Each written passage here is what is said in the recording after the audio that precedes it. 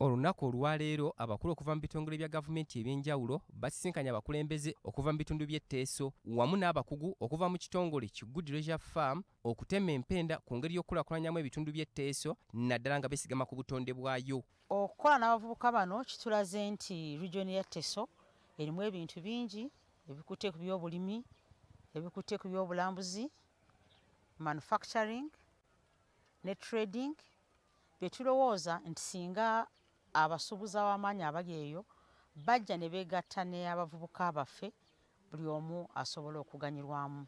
Moses Otekati akulira abavubuka mu bukulembeze bw'ensikirano obw'Etteeso agugumbudde abakulu mu gavumenti bw'ategeezezza ng'ebitundu byabwe bwe byasuulibwa mu by'enkulaakulana wadde nga gavumenti ejjayo omusolo mungi ddala. Packaging and storage, because sometimes when our products are wanted for international market, you realize that their quality and the minerals sometimes they have can affect the market. So we are also requesting for silos. That is those are the storage equipments. Otekati agamba nti ebitundu by'Etteeso ng'oggyeko ettaka eggimu wabula enkula y'ebitundu byayo nnungi nnyo bwe kituuka mu bulambuzi n'obulimi kyokka olw'okubulwa obuyambi okuva mu gavumenti tebannabiganyulwamu.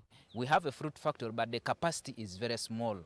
We have engaged the government on several times to see that the capacity of this factory is enlarged so that our farmers, most of our fruits, sometimes even rot on the trees. Francis Kisirinya okuva mu Private Sector Foundation Uganda agasse eddoboozi lye ku ly'abavubuka bano n'ategeeza nti gavumenti ekyalina okusoomoozebwa okutumbula tekinologiya mu bitundu by'Etteeso. Ebisaanyizo ebyetaagisa okwetaba mu projects olumu tebibaawo era kyovula tugeza nnyo okutegeeza bannaffe abakola bizinesi bonna nga bajja kusuubira okukozesa obuyambi bwa projekiti eziri mu gavumenti oba naffe beeteeketeeke katugambe bawandiise kampani zaabwe oba emirimu gyabwe. Mu kwanukula abakulu okuva mu gavumenti okuyita mu nteekateeka eya ssente z'emiruka emanyiddwa nga Parish Development Model bategeezezza ng'enkola eno bwegenda okuyambako ebitundu by'Etteeso okukula. Tulabye nti Abateso batandise okwewora balyoke bakole bizinesi enungi mu mwanyi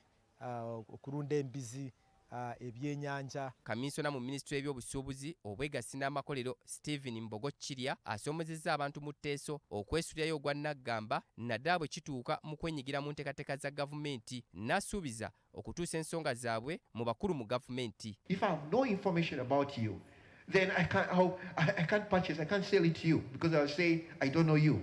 Okay? But if I have some credit or bad credit, then I'm able to give you the purchase. I'm able to, because I don't know you, I'm purchasing it online. This is where the 4IR is going to. Abavubuka Etteeso bagamba nti tekinologiya n'obuyiiya bakoma kubiwulira mu mawulire wabula bo bakyali mu nkola y'okukozesa engalo nga kino kibakugira nnyo okwongera ku bungi bw'emmere gye balima anti bakyakozesa ngalo. Titus Jemba, BBS Terefayina, Ageesigika.